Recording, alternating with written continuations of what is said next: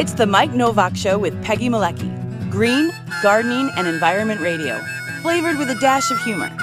Welcome to intelligent, irreverent talk about plants and the planet they grow on. Your questions, comments, and participation are always welcome on Facebook and Instagram at The Mike Nowak Show and at Mike Now on Twitter. Good planets are hard to find. Temperate zones and tropic climes. And true currents and thriving seas. Wind blowing through breathing trees. Strong ozone and safe sunshine. Well, good planets are hard to find. Good planets are in the man. Brought to you by Bartlett Tree Experts. Every tree needs a champion. Go to bartlett.com. Jet streams, perfect air. And here they are, Peggy Malecki and Mike Nowak. Well, good planets are in the man. Right.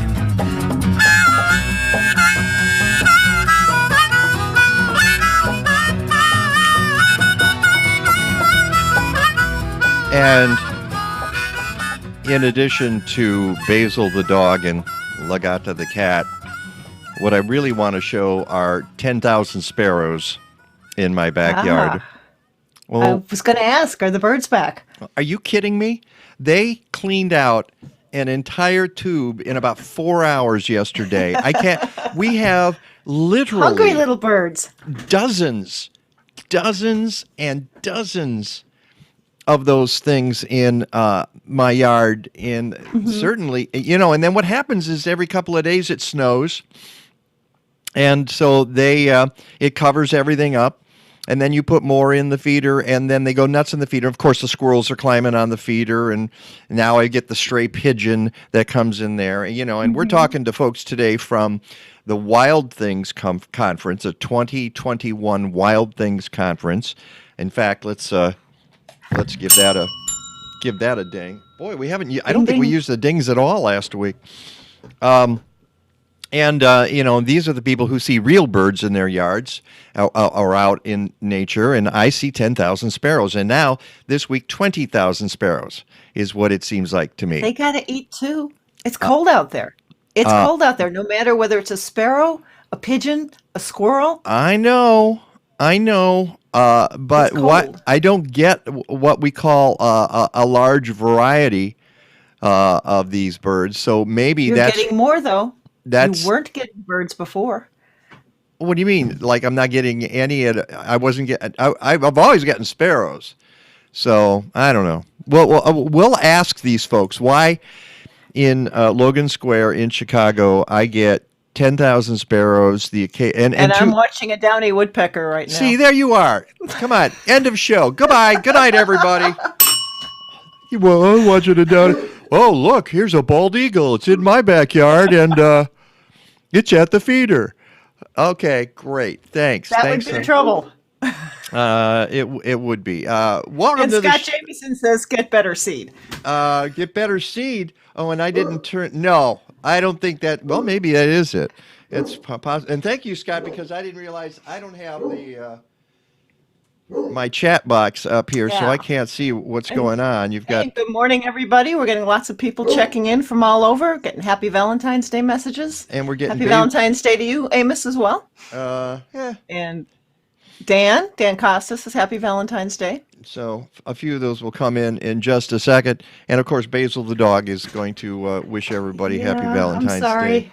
It's too cold on the porch to have him up there. Put him by the Shelley bird feeder. said she's got a red-bellied woodpecker. Well, thank you. Okay, I'll tell you what. Why don't you all just write in and tell me about all the wonderful birds that come to your yard, and I'll tell you about all the sparrows. I can't even find a tree sparrow that got described in an article in the Trib by your friend Cheryl DeVore the other week, and I went, okay, there must be one of those there. No, I don't see anything like that. So I get 10,000 sparrows They're in my yard. And like 2 cardinals and a pigeon and a partridge in a pear tree. Welcome to the show, everybody. As I mentioned, we're going to be talking about the Wild Things Conference today. If you don't know what that is, you need to, because it's a I'm not sure there's anything like it like that anywhere. Oh, right. And Shelley reminds us it's the Great Backyard Bird Count this weekend. Yeah, we kind of missed letting people Well, know about that last week, but it so finishes you're up today. counting sparrows, yeah. That's right. And I can count 10,000 of them, and they'll add 10,000 sparrows to the list. But if you're not familiar with Wild Things, you should be, because it is pretty unique. It's a couple of weekends. It's virtual this year. It used to be we'd all show up under one big roof, and there'd be hundreds and hundreds of people. And we may get back to that next year. Boy, I sure hope so. But or maybe not. Maybe they like it better. So I think some organizations are going to stick with their virtual meetings. They might like those better. But this one is Friday, February 19th to Sunday, February 21st. That's the first weekend. And then the 26th to the 28th. And it's all online. Go to wildthingscommunity.org. We will tell you more about that. But that is how we start the show. And then later on, our buddy, Charlie Nardozzi, Charlie. Hey, Charlie. Nardozzi will be here to talk about no-dig gardening. And that is, as it says, as the book advertises, put the shovel away. All right? And just pile stuff out there, and you're going to create great soil and create great biology in your soil. It's stuff I've been talking about for years on this program. The tiller, that tiller you got, scrap it. Just get it out of there. You need to use a tiller maybe once in your life. If you've got if you got asphalt in your backyard, put the tiller. Well, actually, you need a couple of teenagers with sledgehammers there. But if you got a hard pan, you use a tiller once, and then forget it. Then just start putting organic matter down. And then when you say the word organic matter, people's heads explode. What's organic matter? Well, we'll explain all that today when Charlie Nardozzi.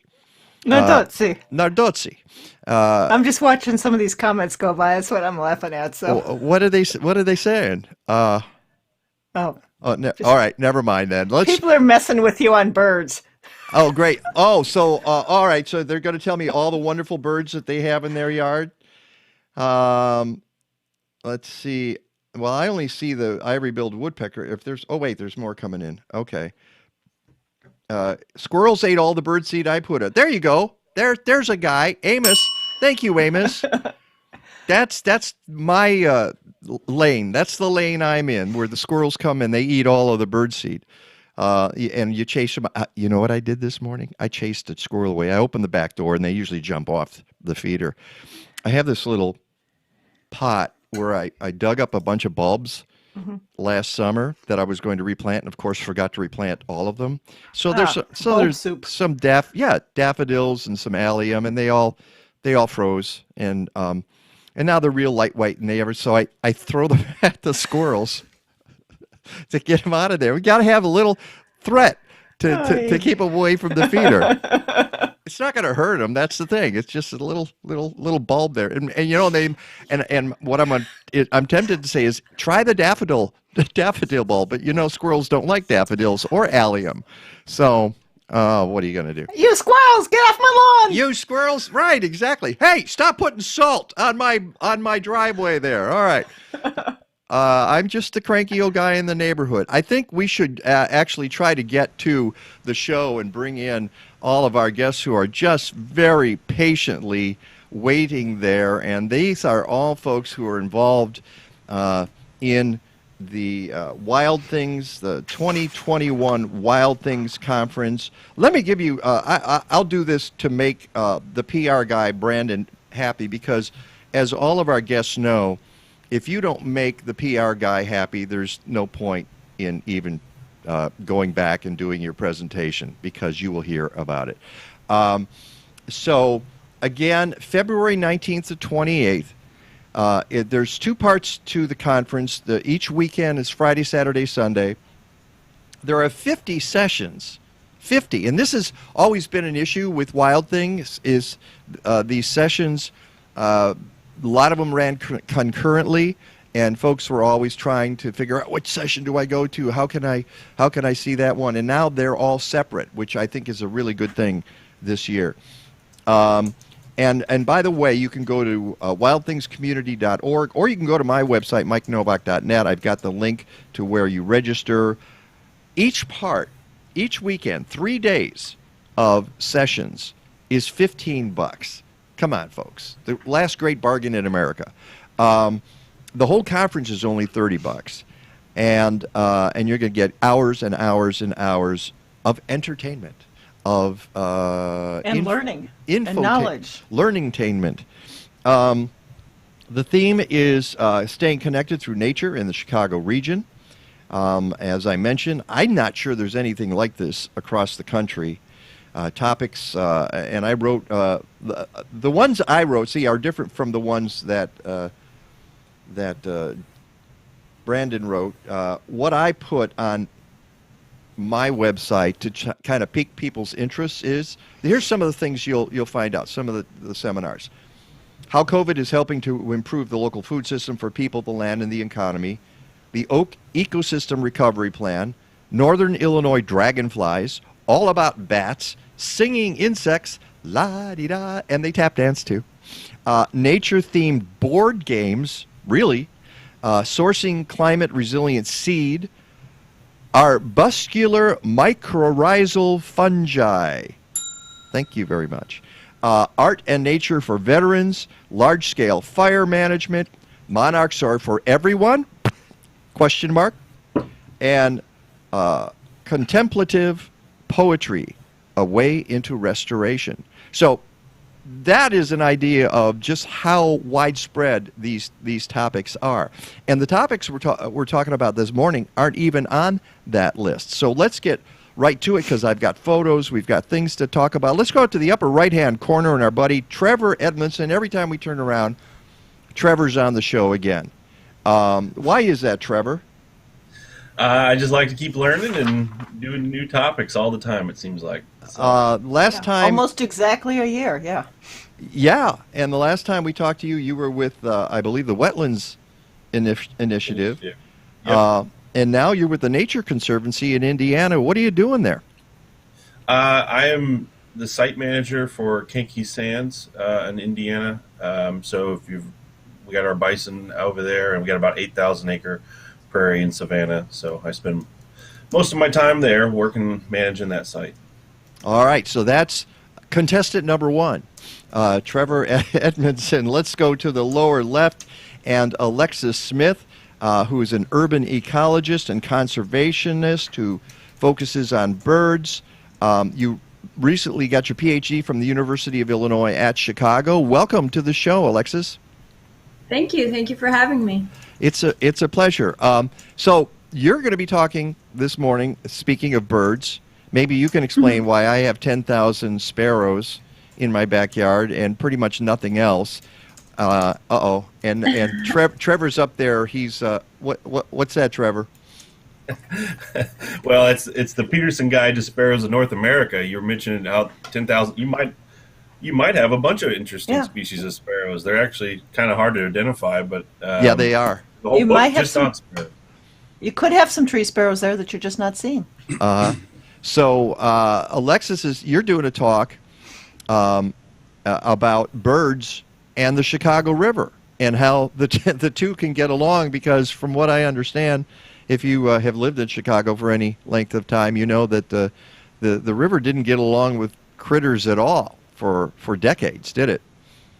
Right. Yeah, the Chicago River has experienced a lot of changes over the years, and some of those substantial changes have excluded certain birds based on their natural history. So things like marsh birds can't really live in areas where the sides of the river have become just, concrete hardscapes and things like that. But I mostly talk about the Chicago River and birds and all the various urban greening projects along the North Branch of the Chicago River, and how we can accommodate a diversity of birds and still make it home for a diversity of people as well. Yeah, and industry, and I guess other sports and everything else. Right, yeah. A lot of stuff is happening and intersecting with the river, and that's not likely to change anytime soon.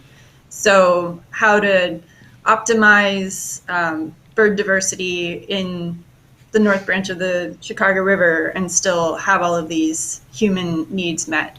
Right, and maybe we'll even, if we have a second, get into the development on the north side there. Don't get me started on it, and what it could have been and what it's going to turn into are two very different things.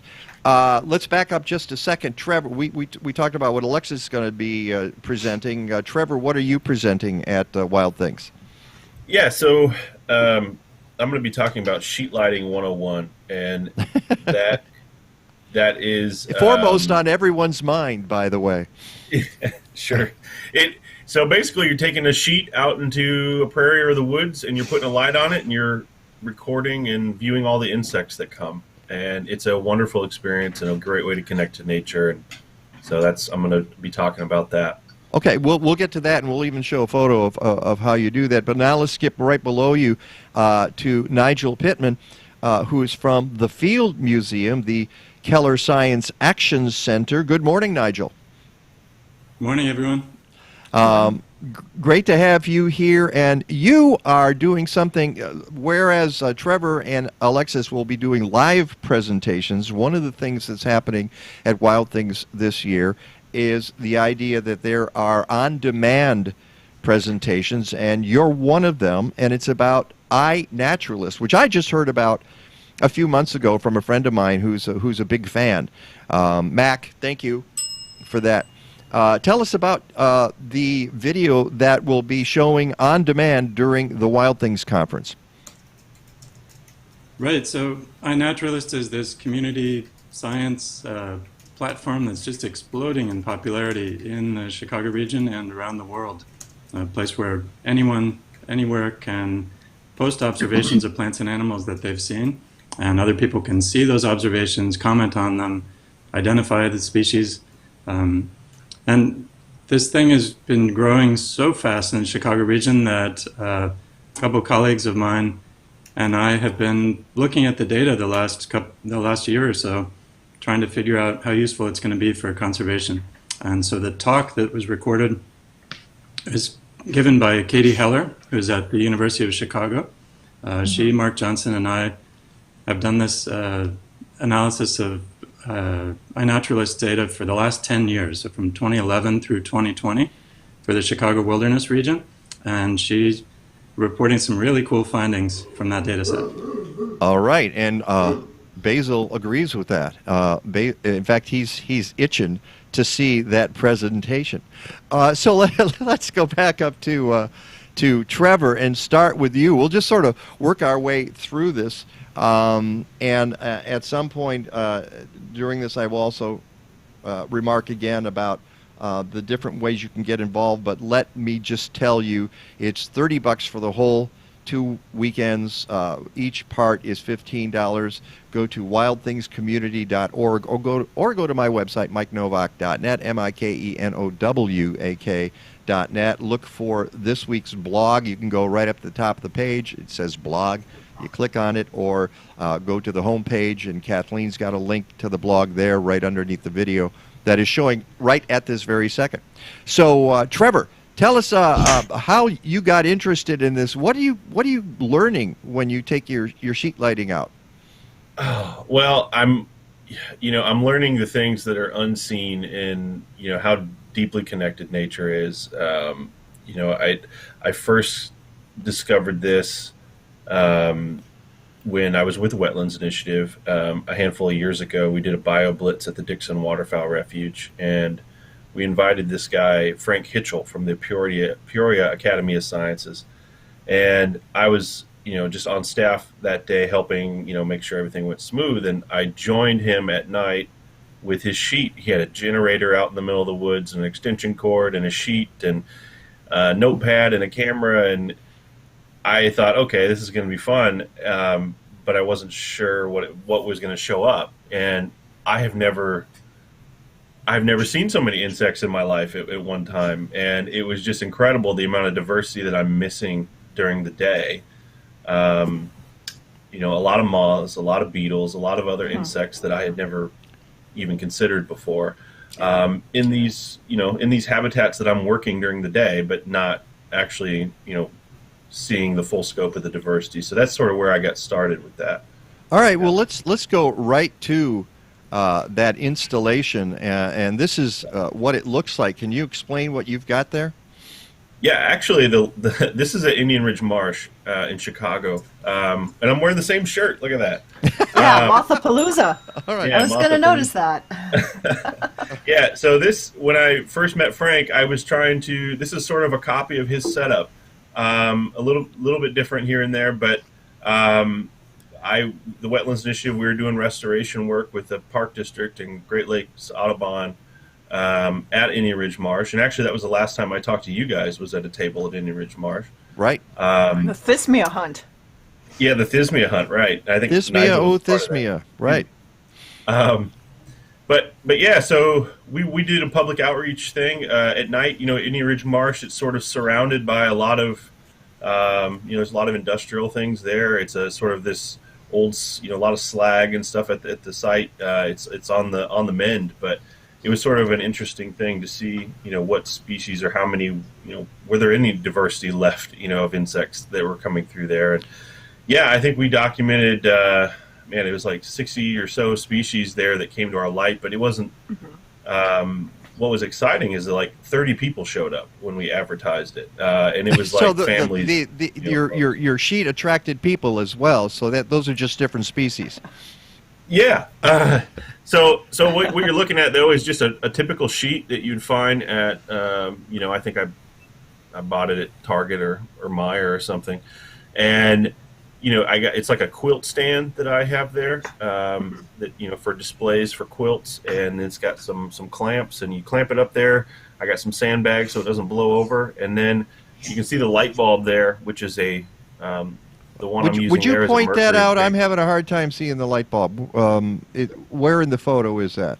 Oh, I see. It's on the right tripod. It's on the right tripod. side. Okay, across. Yeah. All right. So the tripod, it's got this light fixture mounted on it, and it's a mercury vapor bulb, which in particular it's a self-ballasted mercury vapor bulb, which means that you don't need a special receptacle for it. It's able to screw into a standard light bulb socket.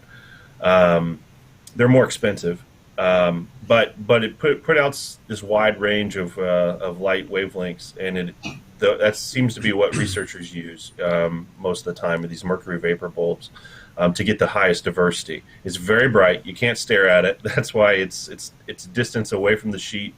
The insects come to the light. They get kind of confused because we're interrupting their their cycle there, and they land on the sheet or on the ground, which is why I have that tarp on the ground.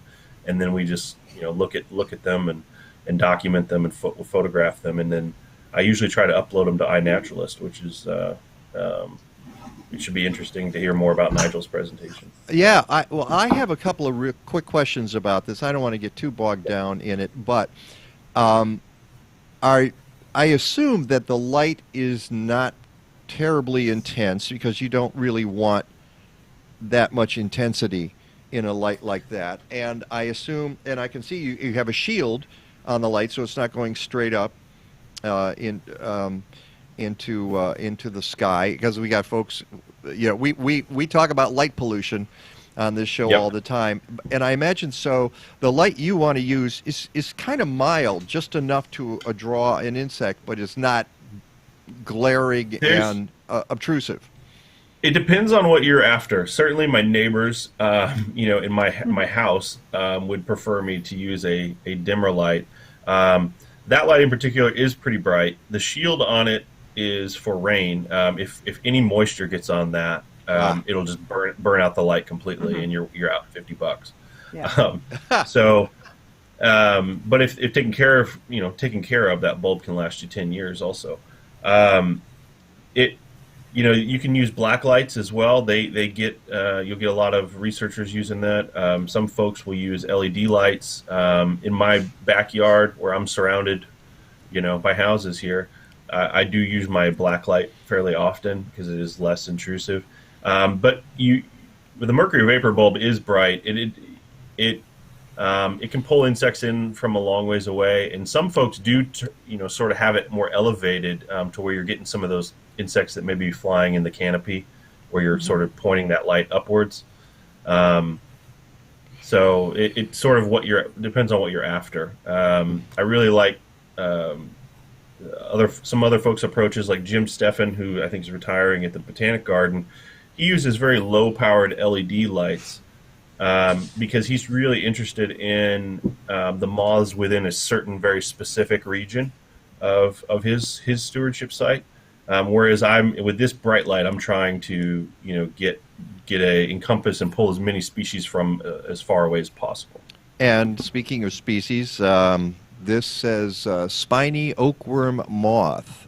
Is that one of the? Where did you find this? So this was at Kankakee Sands, actually, last summer. We do have a black oak savanna there.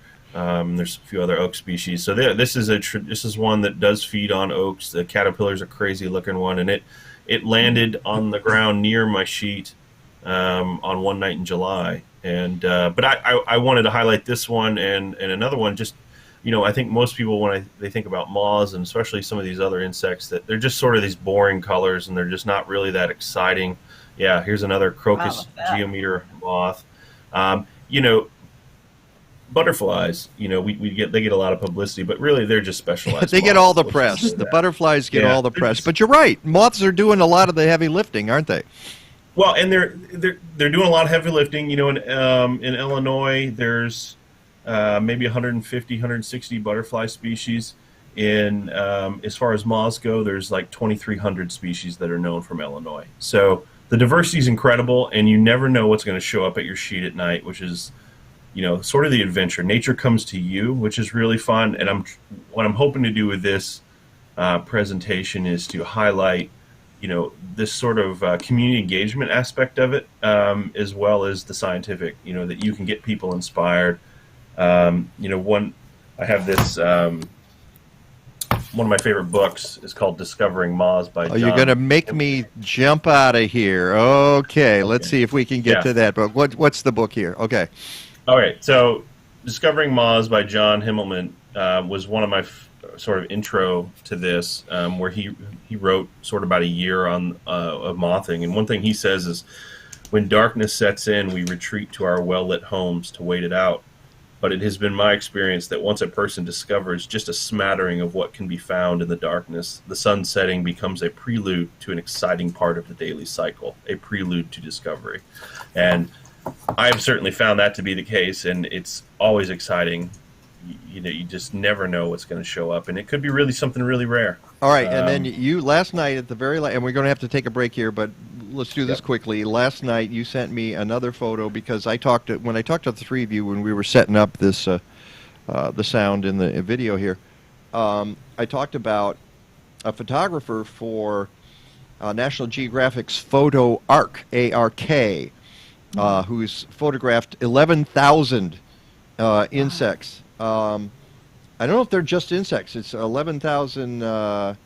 He's documenting every species living in zoos and wildlife sanctuaries around the world, and the 11,000th was a moth, kind of a nondescript moth, and apparently scientists have known about it for 130 years, and no one had ever photographed it before.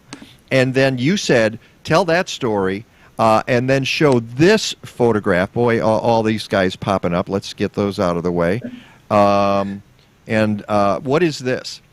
Yeah, so a couple years ago, this is called the Dichigris relica, or the relic moth, and it is one that we found doing some sheet lighting with volunteer group at Morton Arboretum.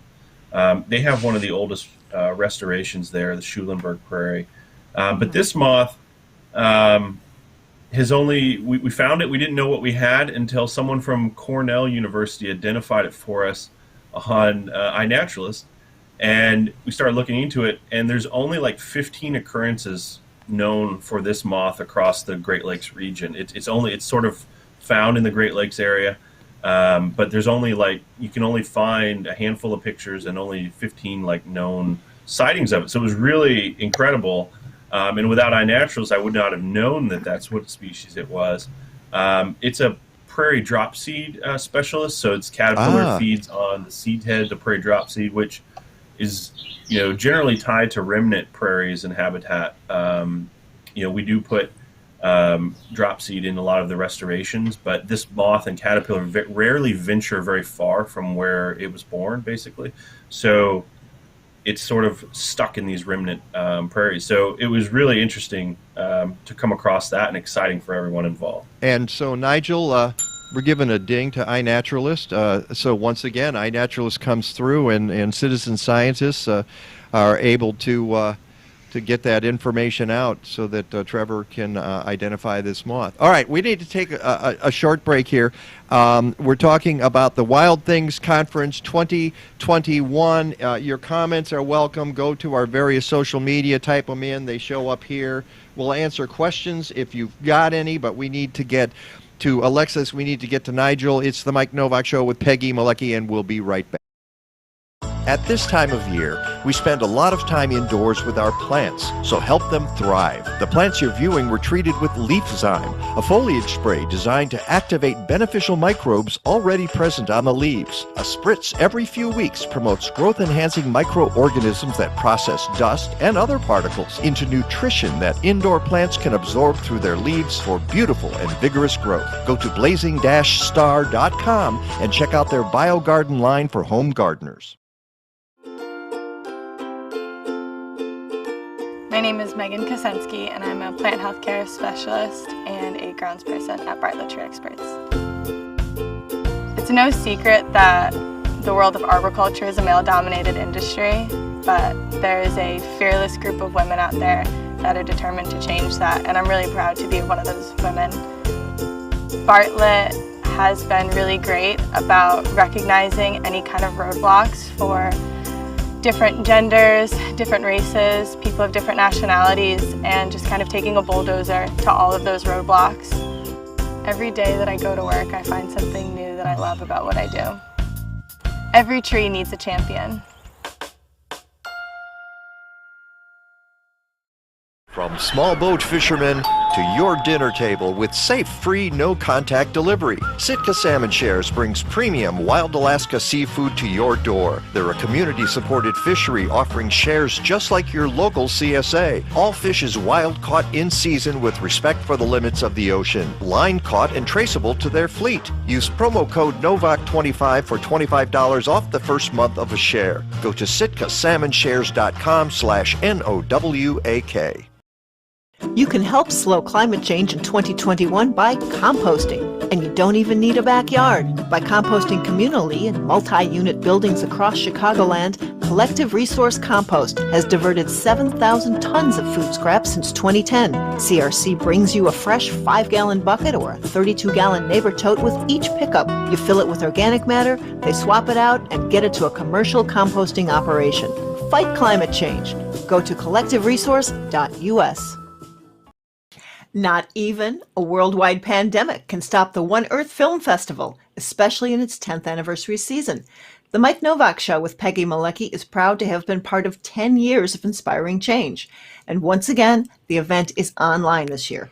Leading up to the festival, we're showing you trailers of some of the great films that they'll be presenting this year. Today's film is Kiss the Ground. And yes, that is Woody Harrelson narrating. There's so much bad news about our planet, it's overwhelming.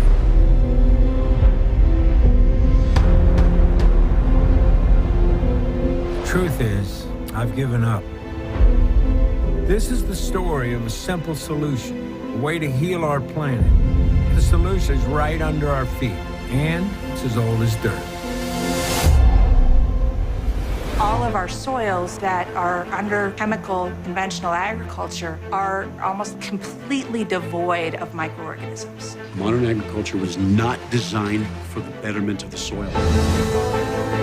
fossil fuels are by no means the only thing that is causing climate change. When we damage soils, carbon goes back to the atmosphere. But when we destroy soil, it releases carbon dioxide. Biosequestration is using plants, trees, and techniques of grazing and farming to capture carbon and store it in the soil. We can fix a lot of our climate issues if we bring the CO2 down into a living plant and put it back into the soil where it belongs. Plants working with soil microorganisms, it seems too simple. Healthy soils lead to a healthy plant, healthy human, healthy climate. There could be a way to eat food that heals the planet. The problem isn't the animal. The problem is where the animals are at. How do we take waste and repurpose and reuse it, because it's really not waste? The poop has to stay in the loop. Compost is just one of a suite of soil-based carbon capture solutions. We know how to do it. And if we continue to scale over 30 years, we can reverse global warming. We can get the Earth back to the Garden of Eden that it once was by regeneration. To see biodiversity return to a place that was completely devastated. That gives me hope. Our health and the health of our planet are connected. If you look over here, my neighbor's land that has been chemical fallow, then you look over at our paddocks, you have a diversity of different plant species. Which model do you want your food to be produced from? The answer is pretty simple to me. I'll make you a deal. I won't give up, and neither should you.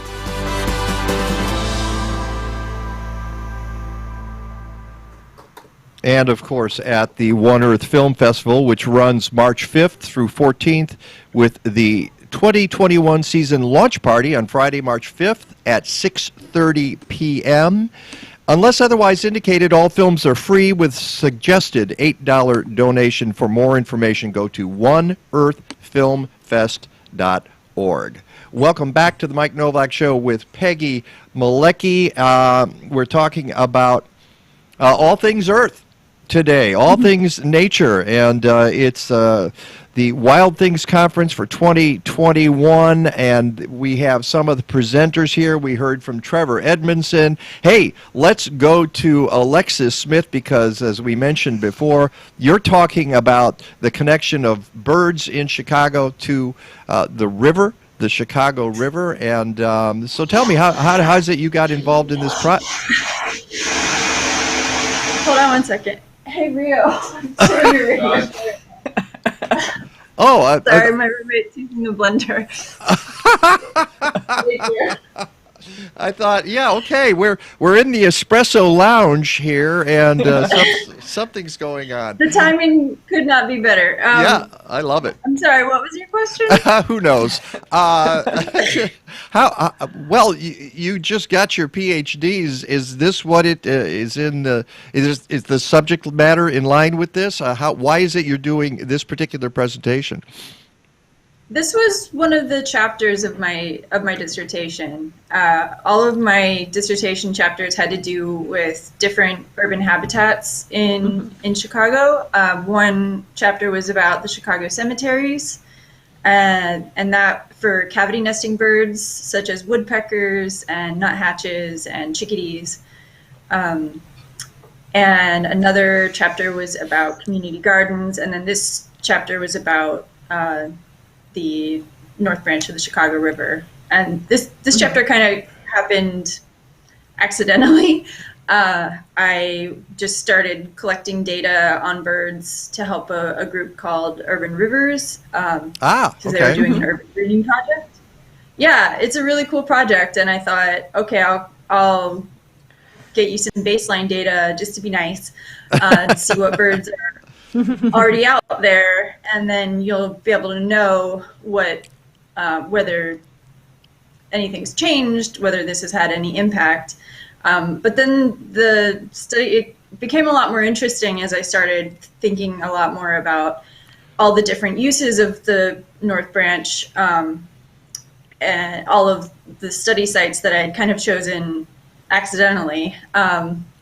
Well, we'll go through some of those study sites. And what I want to show you here is, I love this. You created a postcard, an old-timey postcard. Cool. for your slide presentation, for the title presentation, I assume.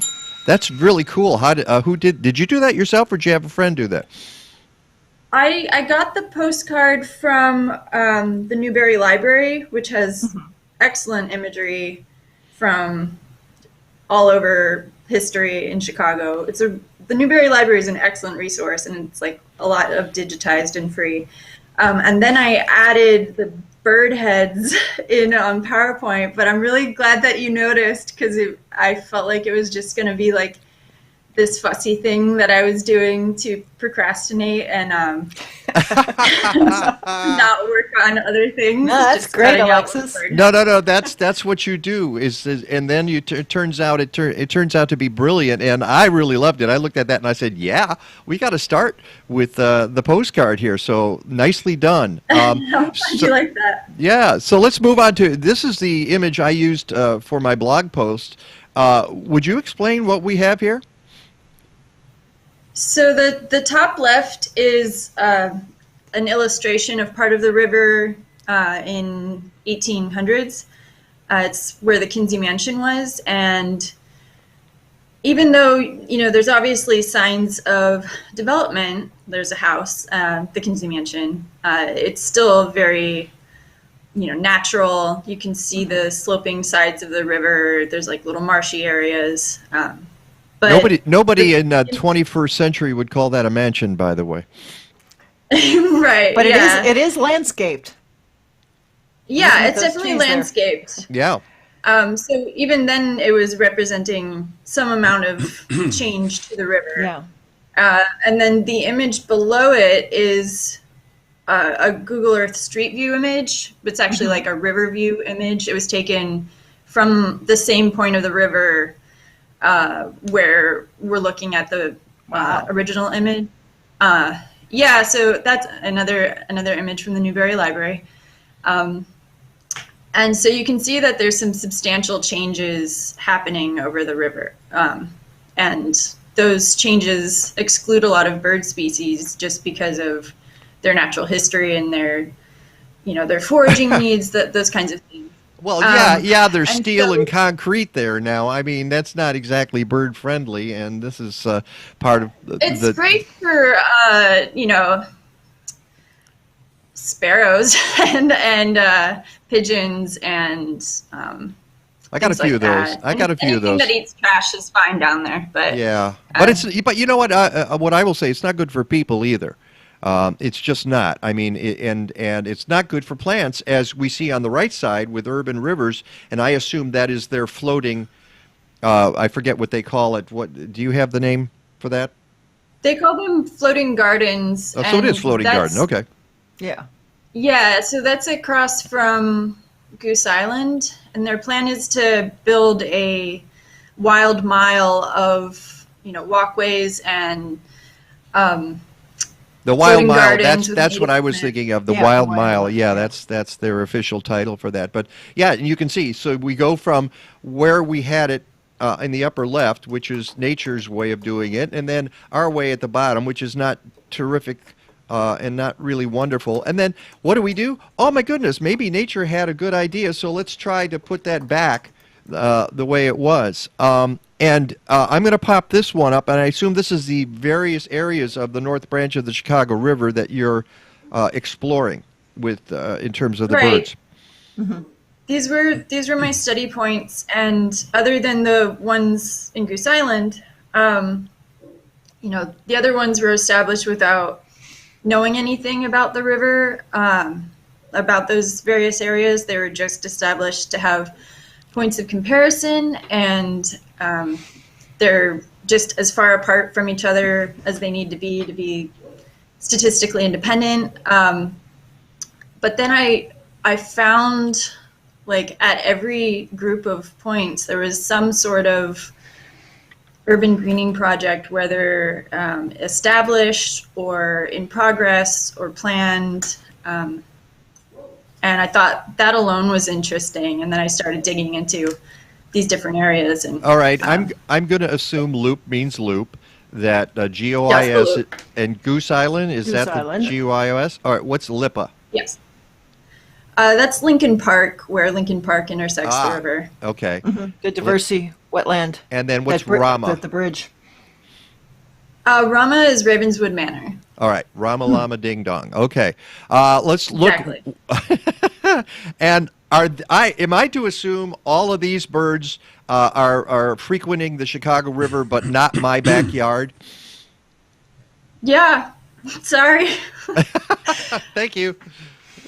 No, but go ahead. Some of these I encountered more commonly than others. But yeah, the North Branch of the Chicago River is hosting a pretty nice diversity of species. Which are the rarest in the photos we're seeing there? I think I only saw the American coot once. Where's that? That's the far right middle. The water bird that's all black with the white on its bill. With the black band around its bill. Okay, the yeah, far right column in the center. Okay. Next to the heron. Yes. Oh yeah. How about? Do you see a lot of wood ducks? I see you've got one up there. I did not see a lot of wood ducks. Yeah, I think there's just not enough trees for them to nest in. So those were also not super common. But I reliably saw herons in certain parts of the river. Like there's one little mess of branches under a bridge that I would always see a great blue heron. And where was that? Um, Not that I want everybody to Lincoln go and scare the heron, but yeah, no, leave it alone. okay, but let's not even say where it was. It was on the river. It was on the river someplace. It was on the river. Somewhere along that. So, what we need to move on to Nigel, but very quickly, what do you hope to do with this information that you have? I hope that it can inform the way that people approach urban greening projects. Because one of the points that I make is that in certain areas, urban greening projects can contribute to raising rents and raising the cost of living in certain areas. And I don't think that we, as conservationists, should be contributing to gentrification and displacement of people. And I think there are ways that the context surrounding the area can, and especially like the human needs, can also inform the urban greening strategies and still support a lot of birds. Yeah. Don't even get me started on Lincoln Yards, because you know what. What could have we been don't have enough time this morning. What could have been the greatest urban park in the history of the planet, and is just more of the same old concrete and steel, even though they claim that they're putting parkland in there. But don't get me started on that. Okay, let's move over to Nigel Pittman from the Keller Science Action Center at the Field Museum, and tell us a little bit about iNaturalist. As I said earlier, I just became aware of it a few months ago, and I feel like I'm way behind the curve. Why am I behind the curve? I'm sorry about that.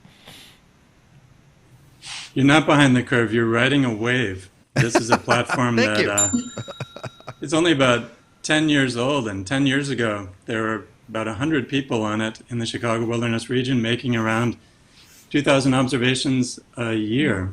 And over the last 10 years, both of those numbers, total number of observers and total number of observations, have been doubling every 14 months. It's growing exponentially. And you're part of that exponential growth. Trevor is as well. And we're up to now, in 2020, last year, 13,000 people making more than 250,000 observations for the Chicago Wilderness region. And there's the graph that you sent me, and as you can see, this is the observers starting, like you said, 2011, 109, and now we're at almost 13,000 observers here, which translates. Yes, Peggy.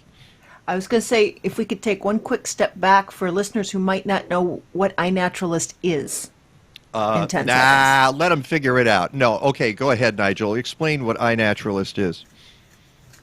So it's a platform where anyone anywhere in the world can make natural history observations. Typically, it's someone on a cell phone who sees a plant or an animal, takes a picture of it, and then uploads that with the coordinates, the location of the observation, onto a platform where everyone else can see it. And people on that platform can see other people's observations, identify them, correct, incorrect identifications, and so on. And this is the number of observers, and then that takes us to this, which is the number of observations made in each year since 2011, from 1,300 to 263,000 observations, almost 264,000 observations. And what are we talking about when we say observations, Nigel? Anything goes. It's everything from slime molds to birds to plants, animals, insects. The largest groups on iNaturalist as far as number of observations and number of species are plants, insects, fungi, and birds. So if you add up all the numbers in those columns, we're up to a total number of observations for the Chicago Wilderness region of 600,000. And again, that number we expect to double to 1.2 million 14 months from now. Yikes. It's just incredible growth. And so, here are there's some of the photos that you said. There's on and on. I mean, I would love to go through all of this, but it's plants and animals and fungi and whatever natural observations can be made on iNaturalist. Right, and there's bananas in there as well. There are statues and giraffes from Lincoln Park Zoo. And so one of the things that we're trying to do when looking at this whole data set is to figure out how valuable it is for conservation. Because it's got anything anyone wants to put in it, how much of it is valuable, how much of it is trash. And the good news, we found that the trash the bananas make up a very small proportion of the data. Are you talking literally bananas? Were they growing on anything, or were they just sitting on the ground?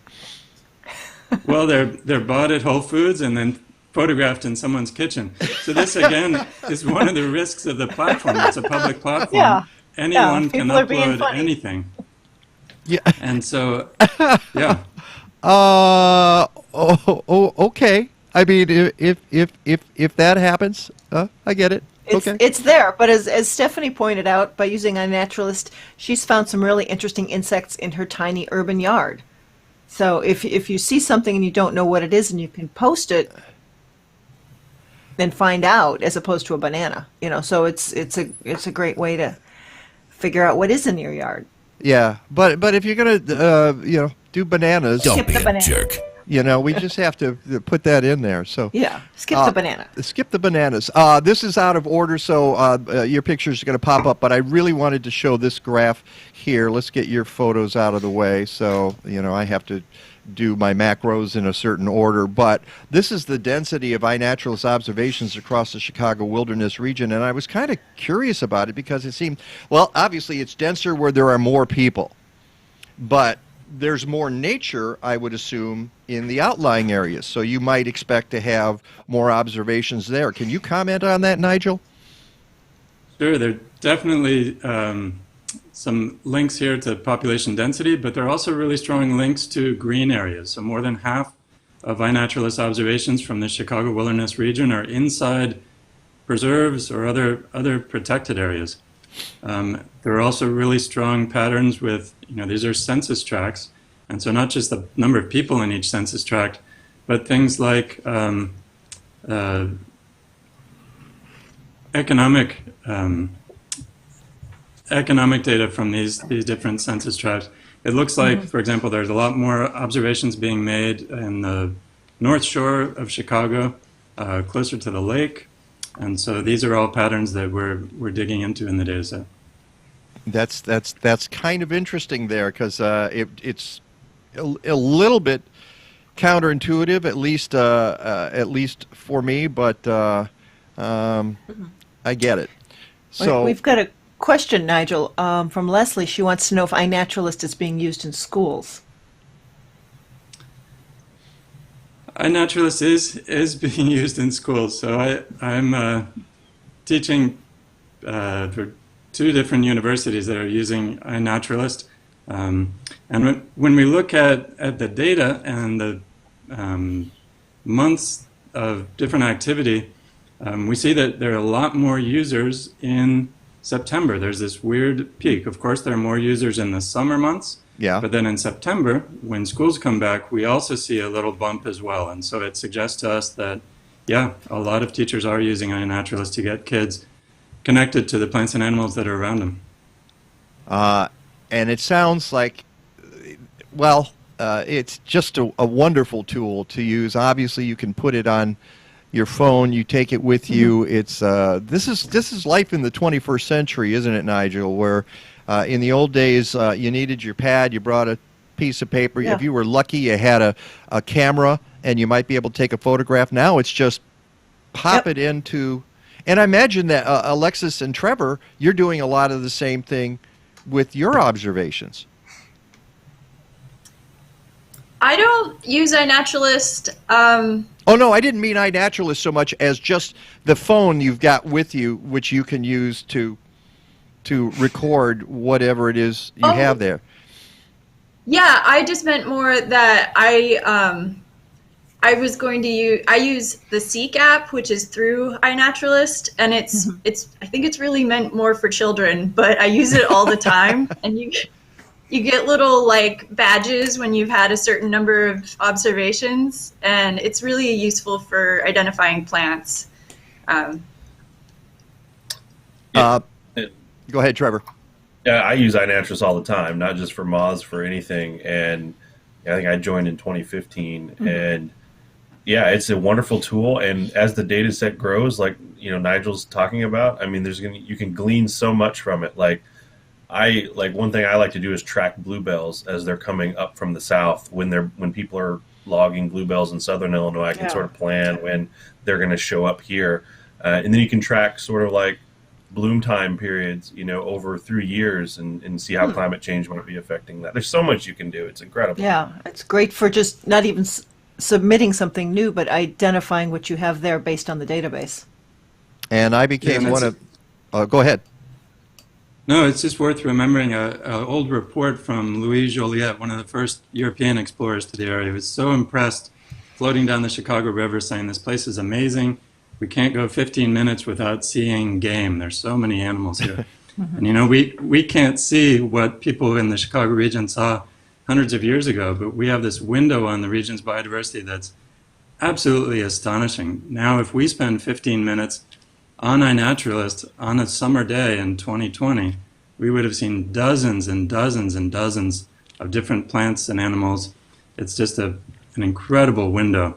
Can I ask you, we're going to have to break here, but let me ask you a real quick question about that, Nigel. Did you see a spike, any kind of a spike during the pandemic in terms of the visibility of certain species? We haven't looked for it. The question we looked for in the pandemic was whether more people were using iNaturalist, whether it grew faster because people had more time to be outside instead of commuting. Yeah. And the answer is no. The exponential growth went on the way it has for the last 10 years. Oh, that's okay. As long as it's going up. Hey, you got a new subscriber yesterday. That I signed up for it, and now I'm going to have to put the app on my phone. Trevor Edmondson, Alexis Smith, Nigel Pittman, thank you so much. This is just a sample of the kinds of things that are going to be available at 2021 Wild Things. Go to wildthingscommunity.org. As I said, each part of the conference, and there are 2 weekends. One goes from February 19th to the 21st. The other is the 26th to the 28th. Each weekend is $15, but for $30, you can do the whole thing. You can just, grab the popcorn and a soda and just hunker down and watch all of these, and you can participate, or you can watch videos like the one that Nigel's going to have up there for iNaturalist. There are a bunch of those as well.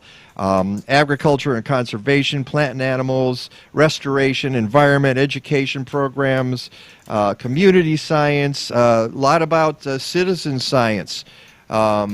This is just great stuff, and it's a conference unlike anything, as far as I know, on the planet. So anybody got a final word before we wrap up here? Nope. I'll see you at Wild Things. Yeah, there you go. That's it. That's it. That's how you do it. Thank you all for being here. When we come back, we're getting back into our own gardens, and we're not digging in the dirt. We're going to tell you how to prevent digging in the dirt on the Mike Nowak Show with Peggy Malecki. My name is Megan Kosensky, and I'm a plant health care specialist and a grounds person at Bartlett Tree Experts. It's no secret that the world of arboriculture is a male-dominated industry, but there is a fearless group of women out there that are determined to change that, and I'm really proud to be one of those women. Bartlett has been really great about recognizing any kind of roadblocks for different genders, different races, people of different nationalities, and just kind of taking a bulldozer to all of those roadblocks. Every day that I go to work, I find something new that I love about what I do. Every tree needs a champion.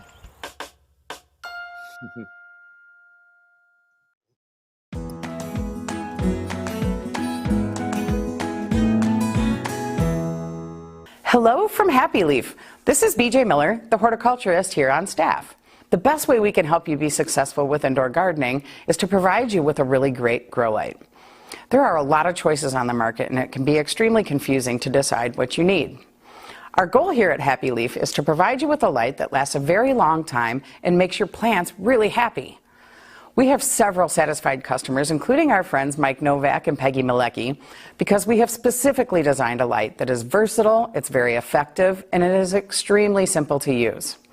Our lights are perfect for seed starting, but you can do so much more, especially these months of the winter. You can supply yourself with your own leafy greens and herbs, grow lots of different types of vegetables, keep your small fruit trees thriving, and your houseplants will think you've sent them for a day at the spa.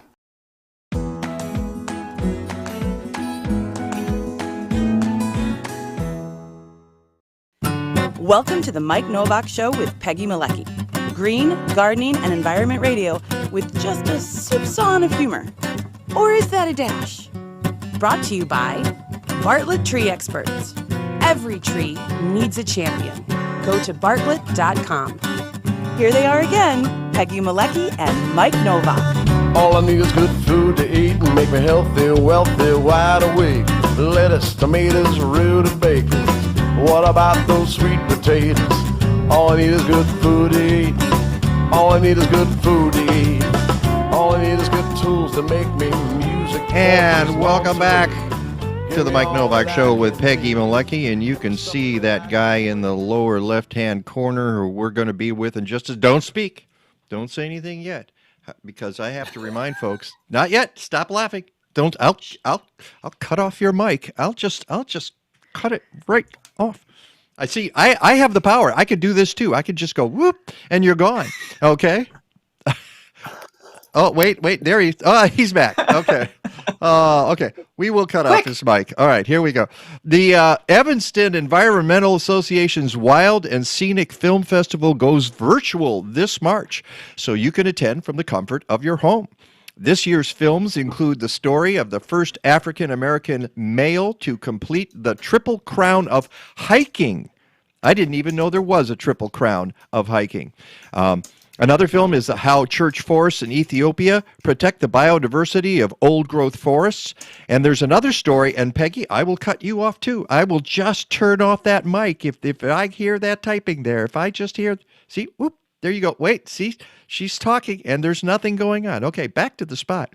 Another film is the story of one community's fight to keep an oil refinery closed after an explosion. This special event happens on 2 nights, March 19th and 26th, 6:30 to 9:30 p.m. Tickets are available starting at $10, Not much there, and all proceeds support the Evanston Ecology Center. For more info and register, visit evanstonenvironment.org/filmfest, or as Bill Curtis would say, evanstonenvironment.org/filmfest. All right, your mic's back on, Peggy. I know you were pointing. You had to do some very, very important stuff there, right? I was welcoming Charlie Nardozzi to the show, to all of our viewers. Ah, and there he is. That is. Well, except on this show, we say Nardozzi. It's Charlie Nardozzi. And here he is. All right, hold the book up. Everybody's got a copy of the book. No dig gardening. Okay. That'll cost you extra, Charlie, to do that. Welcome back. It's been, oh my goodness, it's been 3 years. Can you believe that? What happened? I was amazed. I was amazed when I saw you wrote that in 2018. We saw each other at Chicago, and Peggy too, at the Chicago Flower Show. And, we were playing music then too. I think I was playing a Beatles tune, and you guys started dancing. You're so young at heart. No, we're not, because if you're a Beatles fan, obviously you're an old fogey nowadays. So, but you're right. I went back to look at that, and it made me realize the world changes. The world just continues to change. 3 years ago, there was a Chicago Flower and Garden Show. There is no longer a Chicago Flower and Garden Show, and I don't. As we know it. As we know it, it's evolving, and Tony Abriscato is doing Plant Truck, and he's taking the garden to people in the city, and they're doing other projects. But the Chicago Flower and Garden Show, as we know it, in the big hall, where, let's face it, they spent a lot of money to put that thing on, and that was always, that's an issue. You know, to have to for any flower show, for any event, you know, forking over cash to do that. And now we have all these events that are online, and some of them are going to stay online even after this. I'm wondering, Charlie, because you get around quite a bit, are there other flower shows that you think might have gone away because of the pandemic? I think maybe some of the smaller flower shows in smaller cities, I should say. They're usually pretty big events wherever they are. Yeah. But I think some of those might just either go away or do what they did in Vermont, where I'm based, is that they went to every other year because it was just, like you're saying, so much effort, so much energy to put out a flower show to get everybody together to do that. Skipping every other year hasn't really skipped a beat. You know, people are still very excited about it when it comes around. Yeah. And it's different here in Chicago because, come on, if you're putting on a flower show at Navy Pier, which is in the heart of the third largest city in America, it costs a lot of money. It's a lot of effort to do that, and you got to book it well in advance, and there's just all kinds of moving parts. Yep, hoops of fire. A lot of moving parts, and there's weather, there's other events that are happening at the same time. There's so many competing interests. And I'd be very curious to see what happens hopefully next winter, when we can go to bigger shows like that, whatever kind of events they are, what kind of attendance it shows up for them. That's going to be interesting. However, one of the things we've learned in the past year, we've had Chris Beatty's on from Grower Talks, who's mentioned that, oh gosh, now I'm going to blank on the company that recorded the number of gardeners. Oh, come on, who's the one that grows all the vegetables? And they used to be an advertiser, and I can't remember their name. Burpee? Well, Ball Seed. No, not Ball Seed. No. The okay, it'll come to me when I don't need it. There may be. I'll be getting a text like 11 Age is creeping up on you, Mike. You guys, talk amongst yourself. I'm going to go researching. Hey, Charlie. Hey, Peggy, how are you? Oh my goodness. Hey, did you hear we're doing a radio show? Bonnie Plants. Yeah, I see. Okay, Bonnie Plants. The winner is, yes, Bonnie Plants. Thank you, folks. For 200, Alex, Bonnie Plants. Too soon? Anyway, so they said there might be somewhere in the neighborhood of 16 to 20 million new gardeners as of the pandemic year, because people found that it was important now to garden, or they were bored, or whatever reason. I think, frankly, it was because it was important. I think that had a lot to do with it. What do you think, Charlie? Well, I actually have been doing a little consulting work with the National Gardening Association, and they put out the National Gardening Survey. I don't know if you've ever seen that. It's been around for many, many years. Yep. So they are putting out that survey and should be getting the information by March, I believe, as far as how the trends changed in 2020. You know, last year when they did the survey, it was looking at 2019, and everything was just kind of so-so. Well, actually, the trends. Some of the trends were downward. Folks were saying, "Gardening is finished. It's over. Nobody's gardening anymore." Yeah. People always say that. You and I have been around the garden cart enough times to know that these trends come and go. You know, whenever you have any kind of pandemic or natural disasters or economic downturn, people turn to gardening. So the question isn't are more people gardening or not? The question really is, are they going to continue gardening when things go back to a new normal? And hopefully we'll find out. I'm going to be writing a piece for them called What Gardeners Think, based on that survey, and that should be out in the spring. So it'll be kind of interesting to see, looking at the numbers, how many people are gardening, what kinds of gardening they're doing. I'm guessing, like you probably would know, a lot of it will be small space gardening, container gardening, edible gardening, trying to, and houseplants too, of course, have been really, really hot for a while. Yeah. Yeah, absolutely. Anything that you can have in a contained space, as you say.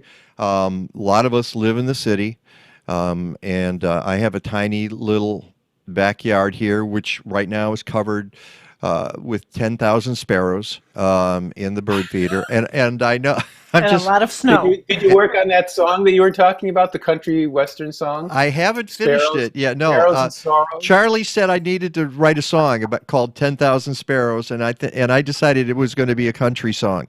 So I have to start working on that. And 10,000 sparrows in the rain, waiting for the train. It's something like that. There we go. Maybe can be your co-author. And the pigeon just got out of jail. All right. And it would have been a stool pigeon. Thank you very much. Okay. All right. What about this here? I got to get one of those. I got to get one of those. What are those bells? Okay. Well, you could also have one of these. All right. So, I think everybody needs to. I did that actually one year where I put a bunch of sound effects on my cell phone. And I would walk around and at certain points, I would just like punctuate my conversation with sound effects. So I think that everybody needs to do that. People turned around and walked away. Yeah, they did. Well, they do anyway. That's their usual reaction to me. So, Charlie Nardozzi, why did you write this book? For God's sake, Charlie, why did you write this book? You mean this book? I mean this book. No, which one, Peggy? This book? Oh, these books. This particular book. I wrote all three of these, actually. At the same time. At the same time. Well, as you and Peggy probably maybe have had a similar experience in your lives, when you grew up gardening, the tiller was kind of a central point, of a central piece of in most gardens, right? There's always this idea of tilling the soil. Well, no. When you start, it's the shovel. And you realize you will kill yourself if you just do it all with a shovel. And then some smart guy down the block goes, well, I've got a rototiller. You want to borrow the rototiller? And you go, wow, you must be important. Do you have a snowblower too? Oh yeah, I got a snowblower in the garage as well. Snowblower with the rototiller attachment. Exactly. There you go. Right. Yeah. So we all kind of grew up as young gardeners, you might say, doing the tilling thing, doing the turning thing, doing the digging thing. And that was just something we kind of assumed was okay. Then a number of years ago, I started looking more into permaculture, into different types of gardening out there, and started realizing that there's perhaps a better way to garden, especially for a home gardener. And that would involve not tilling the soil, not turning the soil. And then, of course, we're getting more and more information about the importance of soil and the dynamism and life that's in the soil. It's amazing. If I was going to start all over again as a young horticulturist, I would major in soil science, because it's just fascinating what they're finding out that's happening underneath the grass here, underneath the ground. All the different microbes that are there, the billions of microbes that are in a teaspoon of soil, which is just kind of blows my mind. So the idea of turning that soil and digging that soil, what we find happens is that you destroy a lot of those soil microbes in the process, and the structure of the soil it naturally develops. And so no dig kind of brings us back to nature in this way.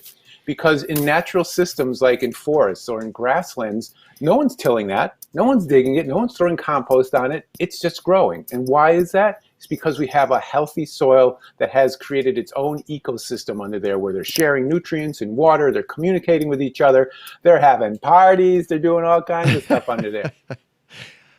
And so if we could do that in our vegetable, flower, and herb garden, that's going to be a benefit to the soil, and it's going to be a benefit to us, because lo and behold, it's less work. Your back is going to feel a lot better when you're not digging and tilling and turning that soil. And also, because you're creating that natural environment that's there, you're going to have healthier plants. The water and air is going to be able to flow through that soil. You're not going to have as many weeds because you're not turning the soil all the time.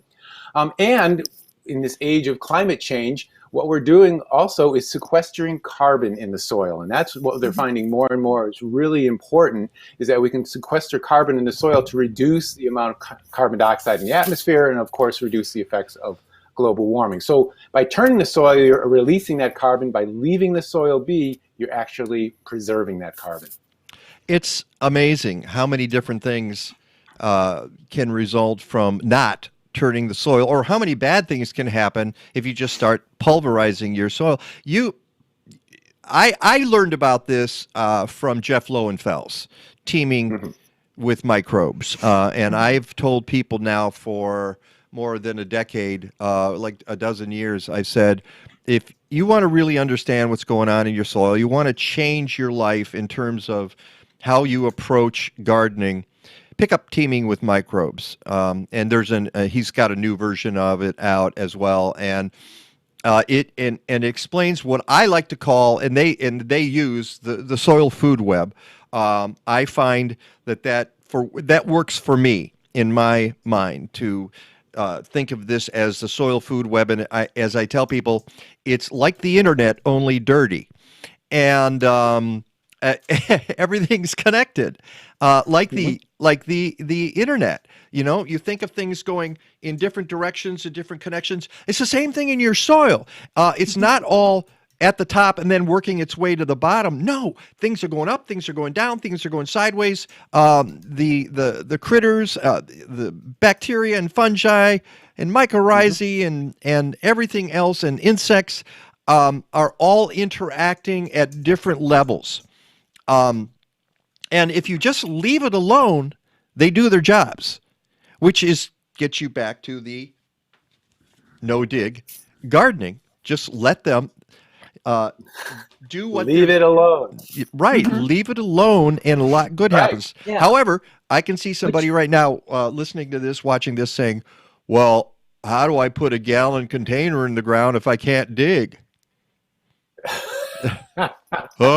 Huh? Did you think about that, Charlie? Well, if you want to do some container gardening, you could do that too.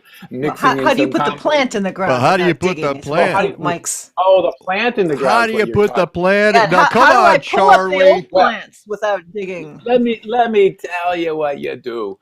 You see, if you're building your beds, you're going to build a raised bed when you do a no-dig garden. So you're going to be raising things up. And you can do it a number of different ways. You can do it with layers of organic matter, similar to lasagna gardening. A lot of people are familiar with lasagna gardening. Same idea as that, where you're mixing brown and green materials, and then you're capping it all with some compost on top. If you do that in the fall and leave it in a cooler climate like we're living in, by spring, you'll be able to just plant right into it. And literally, I don't even use garden tools much anymore. I know that sounds really kind of weird, but when I'm planting things in my raised beds, I'm taking my hands, digging down with my hands, pushing it aside, putting in my my 1 gallon container of tomatoes or whatever it is and putting it back again. If you don't want to do all the organic matter kind of stuff, you can simply just get compost and topsoil and mix those in and use your bed that way.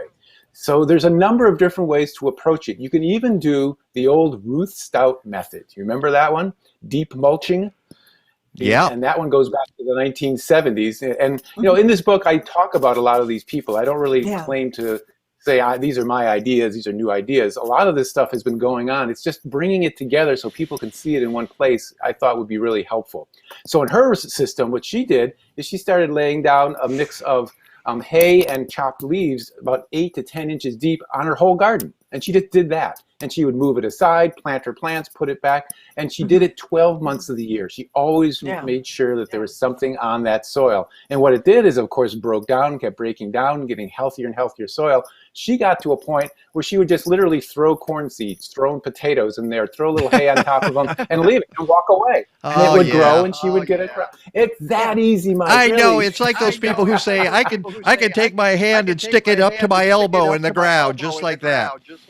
Isn't that how it is in the Midwest? Bad echo there, Mike. The echo just popped up and now it goes away. See, that's what happens. Anyway, getting a little too excited, Peggy.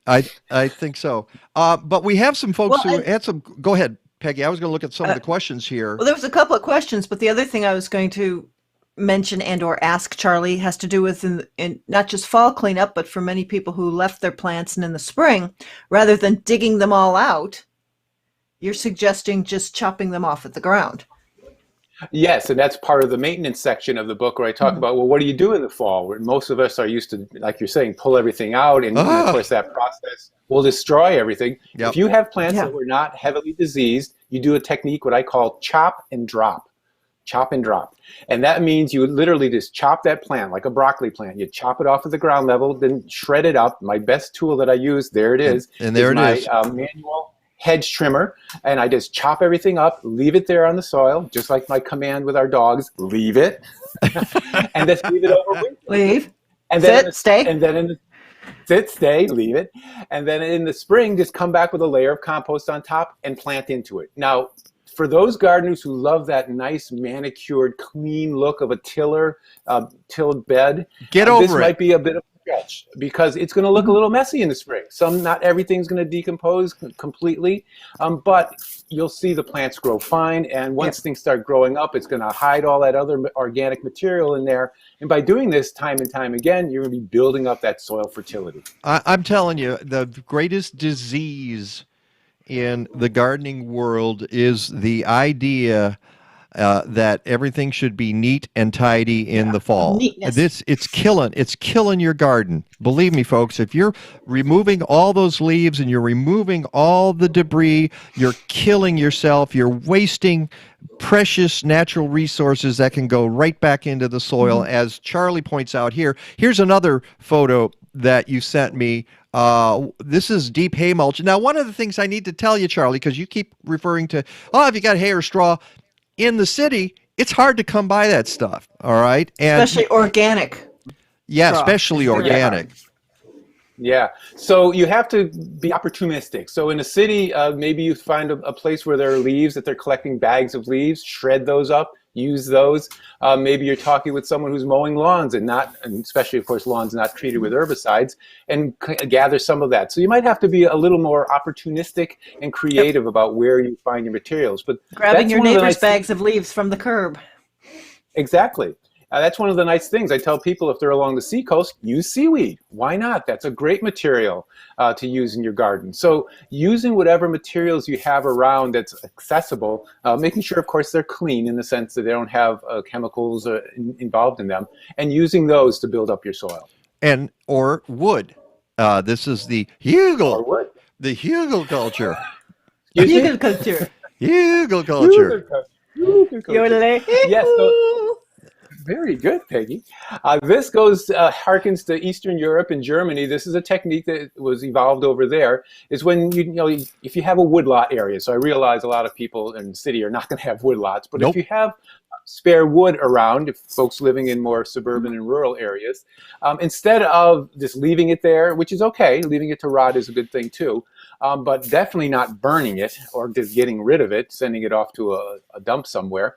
You can make these mounds where you put all the wood in the mound, and then you throw in other organic materials. You can see from this illustration in my book, there's leaves in there and grass and stuff. And then you cap it with, again, some soil. And then you can grow plants literally in that mound. If you And have this could fairly work. good... Go ahead. I'm sorry.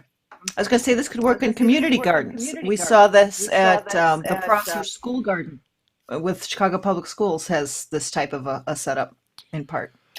Right. So you could do this, and if you build it up, say 3 feet tall with all of this material, eventually what happens is it kind of slowly starts decomposing and it slowly starts sinking. But you can have everything from your vegetables, the first year maybe you put some vining things like winter squash and pumpkins on it to kind of cover the whole thing.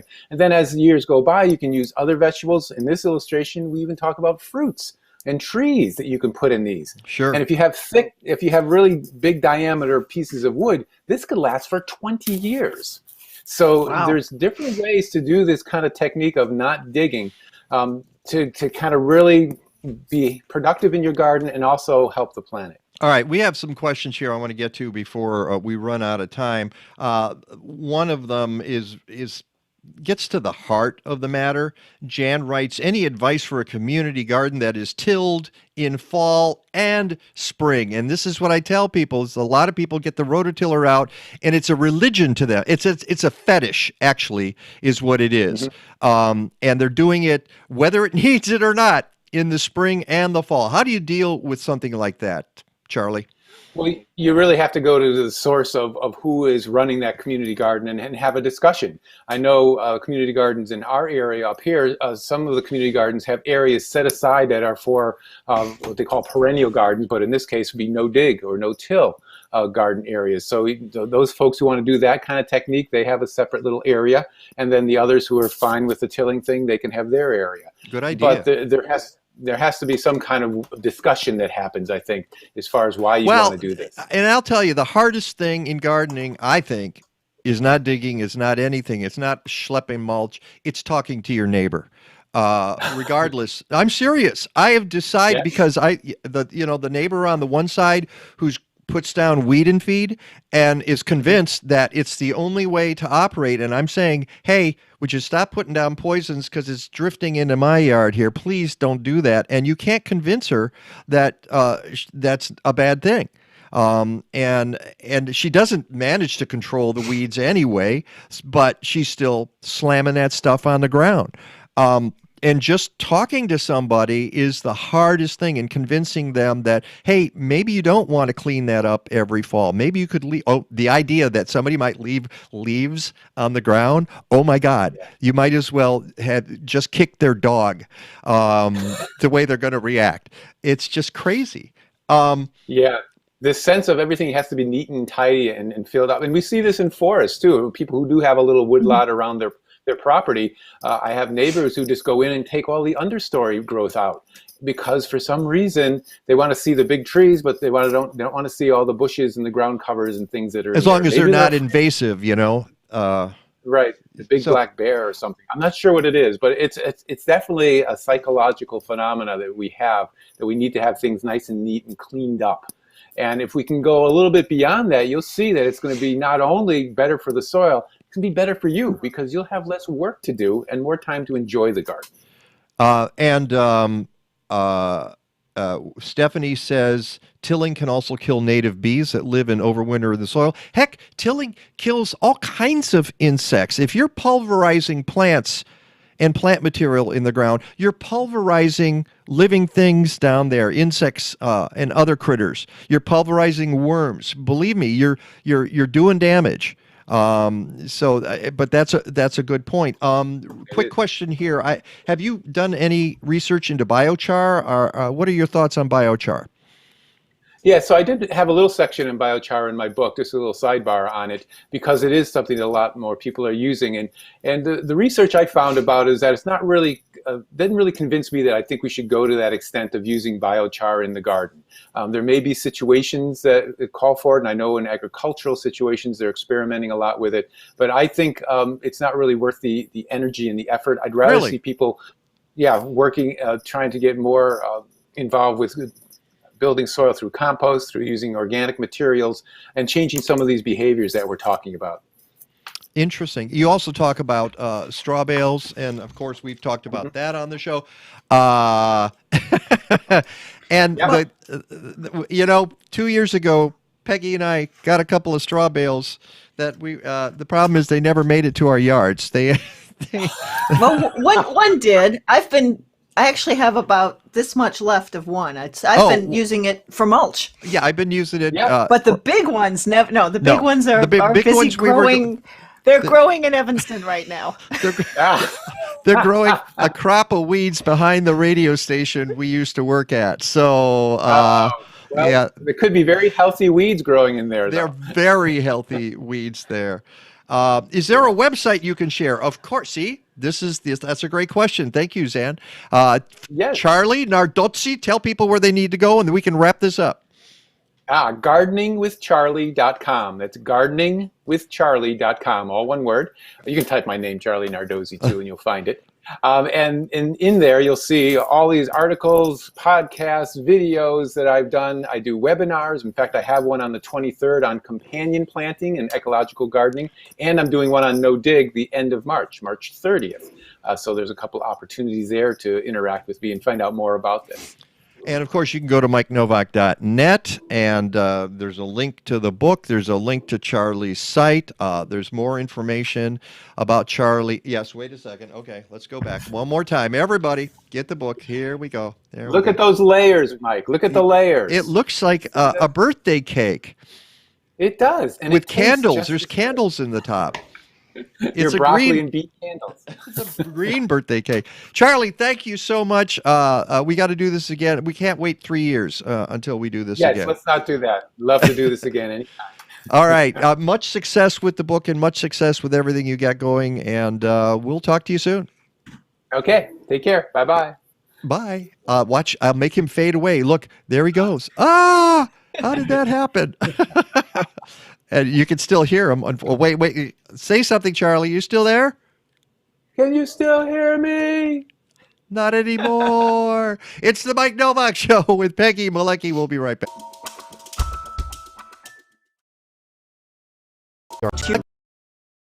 You have the ability to give your soil a superpower. It's called composting. If you don't have a backyard, you need to contact Collective Resource Compost. CRC has diverted 7,000 tons of food scraps since 2010. They bring you a fresh 5-gallon bucket or a 32-gallon neighbor tote with each pickup. You fill it with organic matter from your kitchen, they swap it out and get it to a commercial composting operation. Fight climate change. Go to collectiveresource.us. At this time of year, we spend a lot of time indoors with our plants, so help them thrive. The plants you're viewing were treated with LeafZyme, a foliage spray designed to activate beneficial microbes already present on the leaves. A spritz every few weeks promotes growth-enhancing microorganisms that process dust and other particles into nutrition that indoor plants can absorb through their leaves for beautiful and vigorous growth. Go to blazing-star.com and check out their BioGarden line for home gardeners.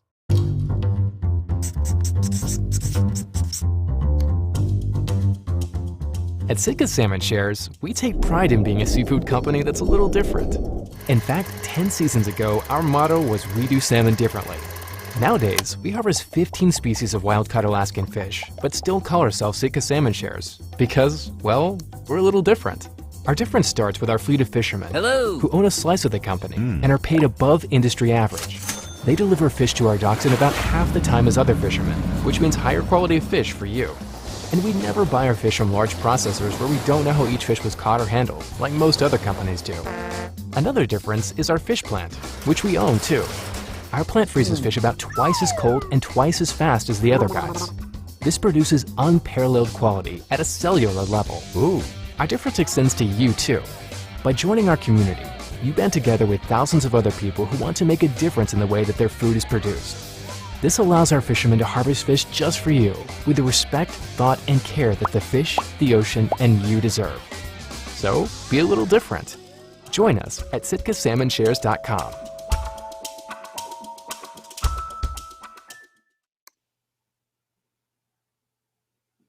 And that's a terrifying look there in the corner. Oh, dear. That does not bode well for the weather this week. We'll get to meteorologist Rick DiMaio in just a second, but first, Peggy. The Evanston Environmental Association's Wild and Scenic Film Festival goes virtual this March, so you can attend from the comfort of your home, and right now, the warmth of your home. This year's films include the story of the first African-American male to complete the Triple Crown of hiking, how church forests in Ethiopia protect the biodiversity of old-growth forests, and the story of one community's fight to keep an oil refinery closed after an explosion. This special event happens on 2 nights, March 19th and 26th from 6:30 to 9 p.m., and tickets are available starting at just $10. All proceeds support the Evanston Ecology Center.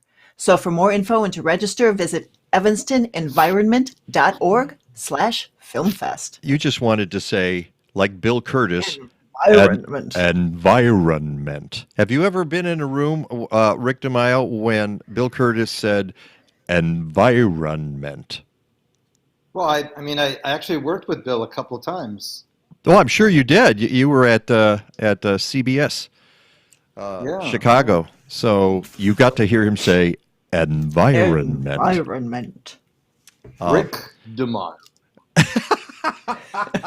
Boy, I would give anything to have him say, and now Mike Nowak. Yeah, I remember a time when they reunited Bill and Walter, and I was downstairs on the in the main studio, and Walter was doing the news cut. Walter Jacobson. Walter Jacobson, yeah, and Bill Curtis was upstairs doing his cut-in. And after they finished, I'm not kidding you guys, Walter Jacobson says, "My God, he just sounds so good." And it was just like, I know. And this was when Walter was probably, 70 years old. And it's not like he hadn't worked with him before. But yeah. Bill's voice was resonating through the studio from upstairs. So glass was shaking. People were grabbing their kids and running for cover just when he spoke. Yeah, he's the best. By the way, vortex. The polar vortex. I have this on because our refrigerator broke overnight, so we have the heat off in the house to make sure that everything doesn't spoil in the refrigerator. Are you serious? I hope not. Although no. Half of that is true. The refrigerator did break, so I had to put all my food in bags outside, and of course it all froze. Go figure that the night that the refrigerator breaks is when it gets down to 5 degrees below zero. But as soon as I'm done with you guys, I have a bigger problem on my hands, which is how to get someone out here to fix it on a Sunday, which is not going to be easy. Oh my goodness! But, So you have good luck. Okay. Yeah, right. Yeah. No, seriously, good luck. Yeah, I hope you figure it out. Can I ask you to tilt down just a little bit? You look a little ominous there. There we go. I can't get through airport security like this? No, I don't think so. Oh, not dear. Like that. There we go. And I figure after this, you're not going to go out cross country skiing. It seems like every. No, you did 3 miles yesterday on skis, right? Yeah, Peg. It was actually a little bit later than what I wanted to, but I did get over to Lovelace Park right up here on Crawford and Glenview Road, and the trail was, it's 1 mile around the lake. So I did 3 laps, and I got home and I went for a swim, and I was all set for a big bowl of pasta and meat sauce and a glass of red Zinfandel. There's nothing like treating yourself after a hard day's work, right? I guess. And then the fridge went out. And then the fridge had already gone out. That's why I had two glasses of wine, not just one. I thought maybe when you said you went for a swim, it was in Lake Michigan with all the pepperoni shapes in the lake. Yes. No, actually, the pizza ice. The pizza ice. The pizza ice instead of the pancake ice. Yeah. It kind of flattened out a little because the wind pushed out of the northwest. I was actually down at the lakefront this morning. I went down to Northwestern because when I went over to Lighthouse Beach, there was an Evanston cop there. I'm like, really? You're not going to allow us to take our dogs down to the beach because you're not allowed on the beach.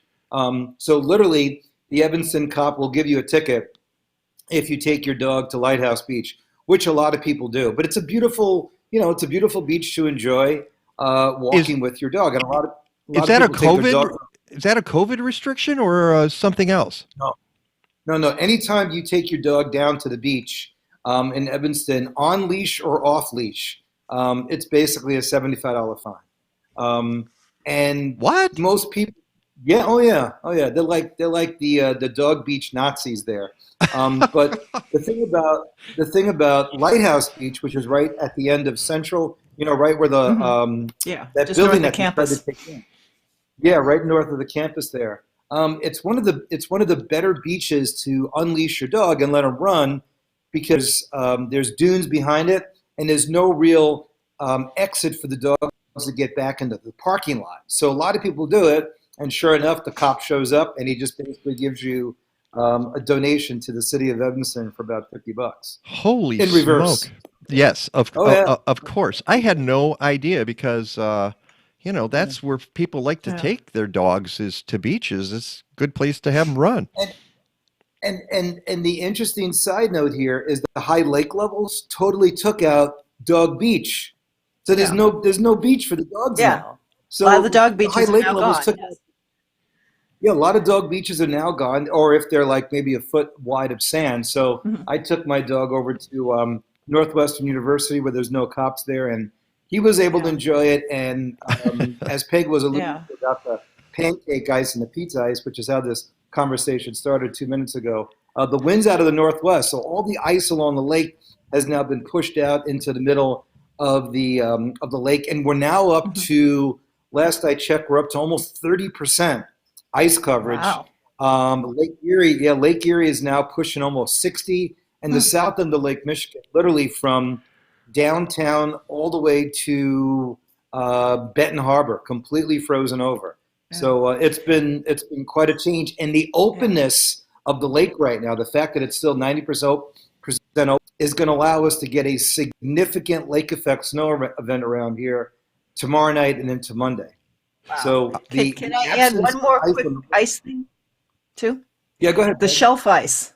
The shelf ice that's formed everywhere, especially with the other ice now moving out.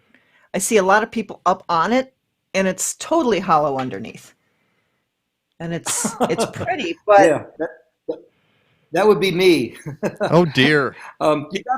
You gotta know where to walk. Okay. Yeah. So as long as you're able to, as long as you're able to know where to stand without it being, brittle, you'll be okay. But yeah, bottom line is you don't want to go to the edge, because if you fall off, A, you'll freeze in the water like that, and then B, no one will see you, and C, no one will hear you help. So 3 ways you could die very quickly. Go to the edge of the ice, and that'll be it. Yeah. Holy smoke! But now, I hope I didn't give anybody ideas, right? No. I hope not. Please don't give anybody ideas. No. All comments are Rick DiMaio. You may write to Rick DiMaio. I will send you his email address and his private cell number, and you can call him. Let's go over some of the low temperatures this morning, shall we? Yeah. Because go ahead. But I was just going to say that then we can get to the point where I shoveled everything, like 5 neighbors yesterday, and then another 1.5 inches came down afterward, and all my work was for naught. But we'll get to that it's later. part of your cross-training plan, Mike. Yeah, it is. I didn't have to get on the bicycle yesterday because I shoveled so much. So, all right, talk about the low temperatures today. Well, since we talked about snow there, 3.2 inches of snow at O'Hare. Now 11.3 for the month, 6.7 so far for the year, which is remarkable because we're now how much? 36.7. Isn't that amazing, Wow. Peg? Yeah. The normal, the normal is 25, and we blew past, the snow drought. We couldn't buy a snowflake, and now it's not only for sale, but it's on a closeout. it's like here. Yeah, so we're actually 11 inches above normal, and this time last year we were at 16. And we're going to add to it not only tonight, but into as well. So I wouldn't be surprised if we're probably up over 40 inches by the time we get to Tuesday. This morning's low temperature at O'Hare was -5, didn't even come close to the record, which was like, I think, 11 or 12 below zero. But today's high temperature, if we don't make it above 8 degrees, it'll be the coldest high temperature ever for the 14th of February. So Wow. even if we didn't break the record low, which we didn't this morning, we will without a doubt be the high temperature ever. And to put it fairly, even though 8 above is a cold temperature, if you look anywhere after or before that, our afternoon low temperatures, for the highest low temperatures ever, are like 0 to 1 below. So this one is going to be an easy one to break. But -3 at Northerly Island, -3 at Midway, 6 below at Romeoville, 6 below at Rockford, 7 below up in Waukegan, 8 below at Aurora. And you're thinking, usually Aurora Airport out in Sugar Grove and everybody else, but that's only when there's no wind. So when there's wind, which is what we had last night, the horizontal movement of the air is basically the same. So 8 below at Aurora, -6 up at Wheeling, -8 at DeKalb, -9 at Rochelle, -11 at Savannah. So everybody about -5 to about -10. But what's really impressive, Mike and Peg, is the snow depth. I mean, we have gone from a little bit of snow to a lot of snow, and now we're piling it up. So whatever snow is out there, when it does begin to melt in about a week and a half, there's probably about 2 inches of water in that. And we're going to add to it as well. On top of that, the ground is frozen solid. So we're talking anytime we get into some warmer weather with some rain, we're talking some flooding. But let me go through some of the snow depths here. 13 at Aurora, 15 at Barrington, 13 officially at O'Hare. I got about 16 in my backyard and 19 in DeKalb. So there is a lot of snow on the ground just about everywhere in the Midwest. And as I mentioned, it's only going to get worse from a standpoint of snow depth. Well, the thing is, though, if you live in the city and some of the suburbs, it's not about the actual snow depth. It's about the depth of the piles where you've shoveled it. And some of those are 5, 6. Or it's been plowed. Yeah, I saw a very funny little sign not just a few blocks away from here. They had declared it a mountain, and they put estimated height 5'7" or whatever, and they put a little flag on the top of the mound, which was next to the driveway where they had shoveled. So now we're starting to get to the point where it's hard to find places to put the snow when you're shoveling it. Right. Yeah, and this is something that you pull into a parking lot like a gas station or a Jewel. Think about the airports, right? Where they're going to put the snow. It's piled on top of piles. But most of the snow has been fairly easy to manage. It's been very light, very fluffy. Early in the week on Monday, we had 4 inches of snow with 0.08 inches of water. That's a 40 to 1 ratio, which is remarkable. And then even the snow that we had yesterday was about a 25 to 1 ratio. And with the lake effect snow coming back at us late tonight and tomorrow, it'll be another 25 to 1 ratio. So we got that really dense, heavy snowpack underneath all this light stuff. It's basically when you have Arctic air. Now, even though we've been about 5 to 10 below, I was looking at temperatures yesterday in northern Wisconsin, 27 below, a couple of places up in northern Minnesota, 42 below, and also up and around the North Dakota area, 42 below. The good news, and it's really great news, this is the last day of the Arctic air from a standpoint of being impacted by the polar vortex. Now, it's funny because you really haven't heard the word polar vortex a lot, but it's there. It's literally right over southern Canada. It just hasn't moved south. So again, we've been on the edge of that polar vortex, which is why we've been getting all of this. Uh-oh. Let's see if he pops back in. Rick, turn off your video. Doop, doop. Go into the kitchen where the modem is. That's what I would tell him.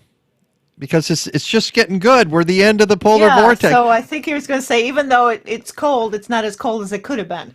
Yeah. Because it hasn't moved. is Well, this- I actually heard from the publisher up in Twin Cities, and she said it was really cold up there. Well, as he Up just in said, it was Minneapolis. it was nasty. Rick, this is Rick, turn off your video. and this is going to make Dan Costa really unhappy because this. No, not Dan. Because Dan is sick and tired of shoveling snow. He says. I know, but it was Pat Scatch who wrote to me, and Pat is a weather guy as well, and he said, "I want to hear the forecast. Did you grab one there, Peggy? Can you grab one from the National Weather Service?" I'm texting Rick. Let me go find the. Tell him to go into the kitchen. Yeah, the refrigerator might not work, but I'm sure the router and the modem does. But all right, we need. Here, I'm trying to. I will then. While you're doing that, I will go. If I have to, I'll go to Skilling. Oh, are we back? We're back, Rick. Okay, where were we? You said even though the polar vortex is up there, it hasn't moved as much. We were at the end of the polar vortex. Okay, so even though the polar vortex has been over southern Canada, it hasn't moved southward. And if I remember what I'm saying, okay, 2 years ago when we got really cold at the end of January, the polar vortex is right over the top of us. Yeah. And we had a high of 10 below, and we had a low of 23 below. But when it's right over you, you're so cold that you don't have any clouds. We've been on the southern edge of this polar vortex, and those waves have been allowing us to get cloudy snow, sunny cold, cloudy snow, sunny cold. But today is the last day where the polar vortex is pushing some of that real dense cold polar air or Arctic air south. Tomorrow it begins to get dislodged off to the east, and now we'll begin to see a storm track come in from the west-southwest. So the cold air is going to ease, but man, the storm track becomes very, very active over the next 2 to 2.5 weeks. So more snow potentially on the way?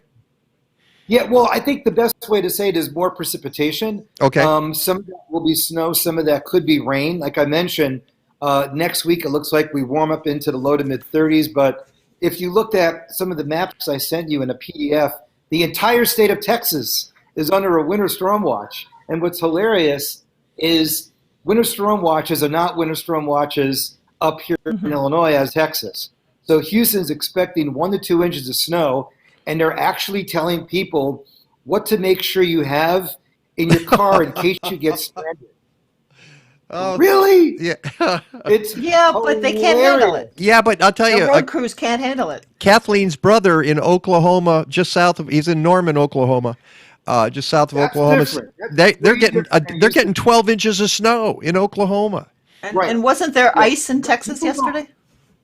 Oh, yeah. They've had 2 different ice storms in the last couple of weeks in Texas. But Norman, Oklahoma, as hot as it gets during the summertime, they can have brutal winters. They are totally different than even Dallas sometimes. I mean, to me, Norman, Oklahoma is like comparing Chicago to St. Louis and comparing Norman to Dallas. Okay? St. Louis gets like 15 inches of snow a year. Dallas gets maybe 4 or 5. Norman, Oklahoma can easily get 20 or 30 sometimes during a good winter. But they get a lot more in the way of ice than we do with the way that Arctic air gets shoved south and you get that Gulf of Mexico air pushing northward. But the bottom line is, you look at the number of states underneath winter storm watches and warnings, and I've never seen this many. It really is remarkable. And again, it's all due to Arctic air. A couple of days ago, Albuquerque was in the mid-50s. Right now, they're 9 above with 50-mile-an-hour winds and a quarter mile because the Arctic air finally made it over the mountains and is pushed west of the Continental Divide. So this is going to be something that just about everybody is going to be dealing with for the next probably week to a week and a half. It seems like the only place with this nice weather, southern half of Florida in the low to mid-80s.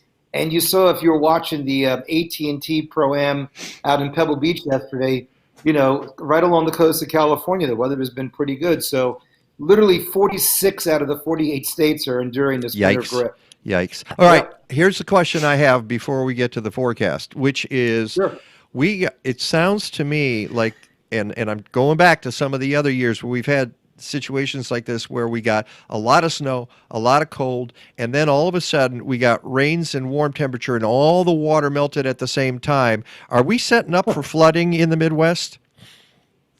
I'd have to go back and look at what March of 2015 was like, because February 2015 was much colder than this February. So far, we're about 7 degrees below normal, and we've gotten about 11 inches of snow. February 2015, we were 8 degrees below normal. We had 8 days below zero that month. This month we'll have 3, and that's only because we had 2 days or 2 hours last night of below zero. But I'd have to go back and look at the pattern in March of 2015. I'll have to get back to you on that one. But I don't see us getting into a wet pattern anytime soon, and that's mainly due to La Nina. La Nina has really cooled down the eastern sections of the Pacific Ocean. So there's absolutely zero subtropical influence right now, which again, why when you get into a pure La Nina event, you could take that jet stream and dip it down.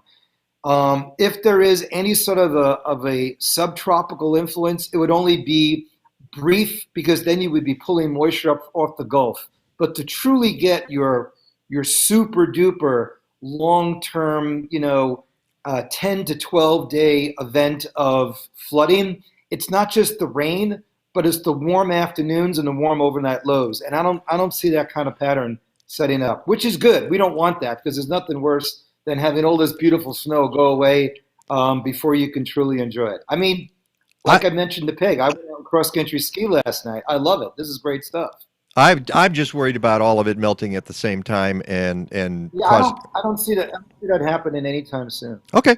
All right. Well, give it. Yeah. By the way, I just took a screenshot because I'm thinking of this image of you and wondering whether Skilling would ever put on that kind of a hat and get on TV, but probably not. But there, is that better? All right. Yeah. All right. You yeah. needed that last night. Wait. Hold on. All right. There's the screenshot. All right. I got that. There we go. All right. Thanks. Oh, dear. Okay. Give us a forecast here. Don't send it to the terrorist watch list. I'll be stopped here at Midway. You can't come in. All right. So, by the way, even though we're under a wind chill advisory up until noon, we're under a winter storm watch in Cook County. So Lake County, Cook County, Lake County, Illinois, or Lake County, Indiana, could get some lake effect snow tonight, but I'm thinking 3 to maybe 6 inches of snow. I don't like the fact that they put out a winter storm watch, put out a lake effect snow advisory. I think people know what that means, because when you hear winter storm watch, you think big storm. But they've kind of gone away from the lake effect snow advisories. I don't know why. We're okay with them. So again, I'm going to say it this way: lake effect snow advisory. I'll probably get in trouble for that.